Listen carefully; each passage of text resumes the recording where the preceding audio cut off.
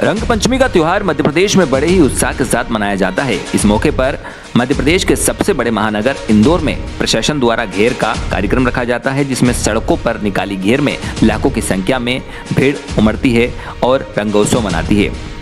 राजस्थान मध्य प्रदेश की बॉर्डर पर स्थित सीमावर्ती बैसोदा मंडी स्थित त्रिवेणी धाम नीलकंठ महादेव मंदिर में भी रंग पंचमी के उपलक्ष्य में भगवान भोलेनाथ का अलग अलग रंगों से फूलों से श्रृंगार कर रंगोत्सव मनाया, जिसमें बड़ी संख्या में आसपास की महिलाएं मौजूद रही। मंदिर समिति के राकेश शर्मा ने बताया कि रंग पंचमी के अवसर पर आयोजन रखा गया, जिसमें मोहल्ले वासियों ने रंग गुलाल के साथ होली खेलते हुए रंग पंचमी मनाई, जिसमें महिलाएं भोले की भक्ति में लीन होकर कीर्तन के गीतों पर थिरकती हुई हर्षोल्लास के साथ रंग पंचमी का त्योहार मनाती दिखी।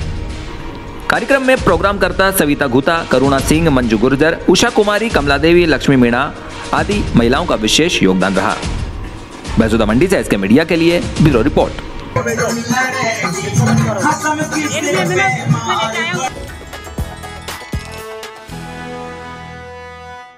गुर्जर गौड़ ब्राह्मण समाज ने रंग पंचमी मनाई, जिसमें ब्राह्मण धर्मशाला बैसोदा मंडी में ब्राह्मण समाज द्वारा होली मिलन समारोह आयोजित किया गया, जिसमें समाज की मातृशक्ति द्वारा भजनों की शानदार प्रस्तुतियां दी। समाज के महिला पुरुषों ने खाटू श्याम की नगरी में उड़ रही धूल धूल मोहे प्यारी लगे भजन पर सब झूम उठे। बच्चों को श्री कृष्ण राधा बनवाकर जीवंत झांकी का प्रदर्शन किया, जो आकर्षण का केंद्र रही। फूलों की होली खेलकर समाज बंधुओं ने आनंद उठाया। कृष्ण राधा व महर्षि गौतम की पूजा अर्चना, आराधना, नृत्य, संगीत के साथ रंगों व फूलों की होली के साथ रंग पंचमी बनाई, जहां ठंडाई व अल्पाहार का भी आयोजन रहा। बावानी मंडी से एसके मीडिया के लिए रिजवान शेख।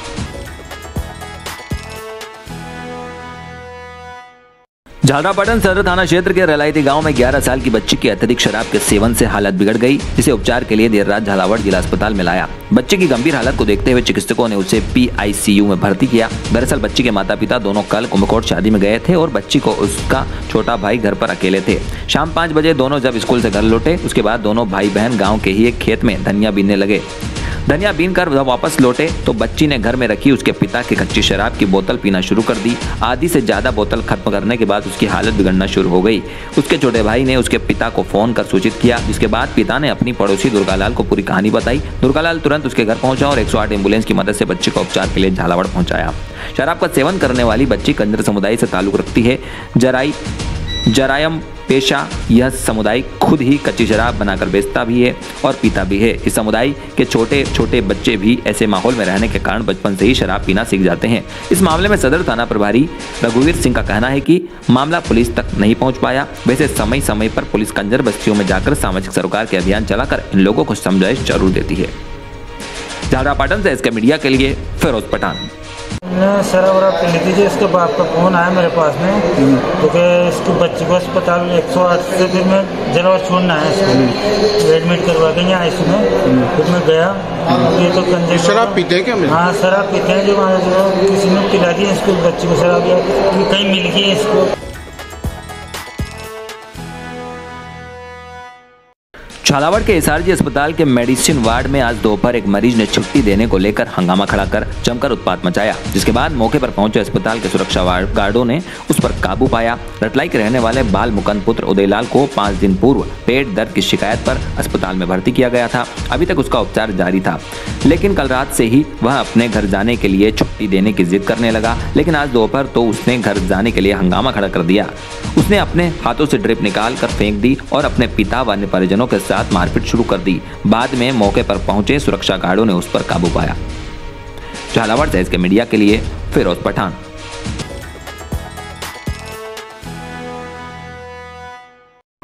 भवानी मंडी के नंदूबाई आदर्श विद्यालय में एक बैठक आयोजित हुई, जिसके मुख्य वक्ता बजरंग दल के प्रांतीय सह संयोजक योगेश रेनवाल रहे। यह बैठक जिला अध्यक्ष बालू सिंह चौहान की अध्यक्षता में हुई।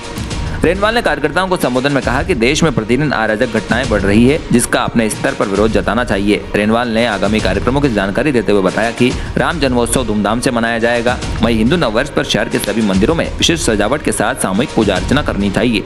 आगामी कार्यक्रम धर्म रक्षा निधि, त्रिशूल दीक्षा तथा हनुमान जन्मोत्सव के लिए भी विशेष दिशा निर्देश दिए। बैठक में अरविंद लाड़ोती, दिलीप प्रधान, मंगला गुप्ता, कामाक्षी गुप्ता, कल्याण मेघवाल, लक्ष्मण सिंह, समरथ सिंह, रामगोपाल मेहर, यादवेंद्र चौहान, नितिन, राहुल, आशीष आदि विश्व हिंदू परिषद और बजरंग दल के कार्यकर्ता उपस्थित रहे। भवानी मंडी से एसके मीडिया के लिए ब्यूरो रिपोर्ट।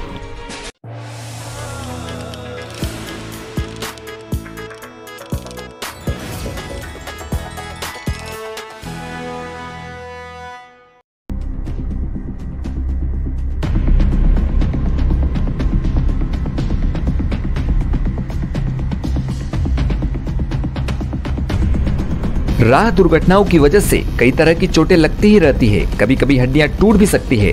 अगर हड्डी टूटी हो तो इस तरह से शनाख्त कर सकते हैं। अगर चोट की वजह से दर्द बहुत ज्यादा हो रहा हो या उसे हिलाने से दर्द बढ़ती हो तो फ्रैक्चर निर्धारण किया जा सकता है। अगर घाव के पास सूजन हो, चमड़ा लाल हो या शरीर के आकार में बदलाव स्पष्ट दिखे तो फ्रैक्चर निर्धारण किया जा सकता है। चोट आयन को हिलने से रोकने के लिए सीधी लकड़ी से बांधकर घायल व्यक्ति को डॉक्टर के पास ले जाएं।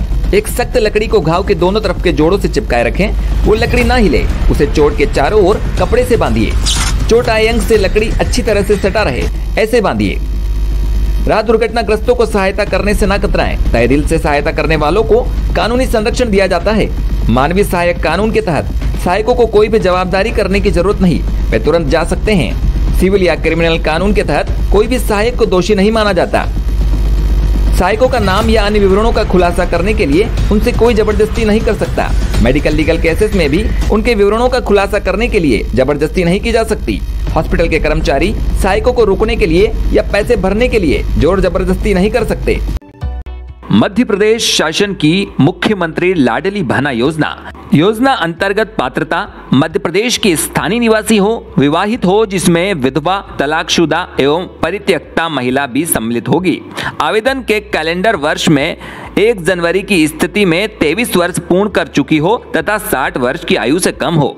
योजना अंतर्गत अपात्रता योजना के अंतर्गत ऐसी महिलाएं अपात्र होगी जिनके परिवार की सम्मिलित रूप से स्वघोषित वार्षिक आय 2.5 लाख से अधिक हो, जिनके परिवार का कोई सदस्य आयकर दाता हो, जिनके परिवार का कोई भी सदस्य भारत सरकार अथवा राज्य सरकार के शासकीय विभाग, उपक्रम, मंडल, स्थानीय निकायों में नियमित स्थायी कर्मी, संविदा कर्मी के रूप में नियोजित हो अथवा सेवानिवृत्त उपरांत पेंशन प्राप्त करता हो, जो स्वयं भारत सरकार, राज्य सरकार की किसी भी योजना अंतर्गत प्रतिमाह राशि ₹1000 या उससे अधिक की राशि प्राप्त कर रही हो, जिसके परिवार का कोई सदस्य वर्तमान अथवा भूतपूर्व सांसद विधायक हो, जिनके परिवार का कोई सदस्य भारत सरकार अथवा राज्य सरकार के द्वारा चयनित मनोनीत बोर्ड, निगम, मंडल, उपक्रम के अध्यक्ष, संचालक सदस्य हो, जिनके परिवार का कोई सदस्य स्थानीय निकायों में निर्वाचित जनप्रतिनिधि, पंच एवं उपसरपंच को छोड़कर हो, जिनके परिवार के सदस्यों के पास संयुक्त रूप से कुल 5 एकड़ से अधिक कृषि भूमि हो, जिनके परिवार के सदस्यों के नाम से पंजीकृत 4 पहिया वाहन ट्रैक्टर सहित हो, यह सभी महिलाएं योजना के अंतर्गत अपात्रता की श्रेणी में आएगी।